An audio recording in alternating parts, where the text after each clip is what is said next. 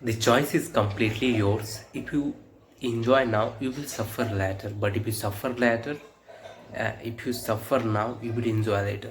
I mean, you have to focus on the long term, not the short term. If you have to consistently focus on the things that you want to work on them, find a purpose, find a clear path that you have to work on them.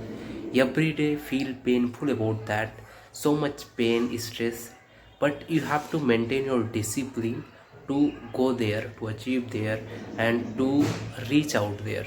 I mean, success is a journey, not your destination. So you have to get all of the pain, all of the stress, and all of the things in the path, but you have to focus on the reaching your journey, and all everything's coming between that. You have to enjoy them, you have to suffer them, and remember that if you're suffering today, you are making hard work today, it's going to for the next day it's going to be better for you.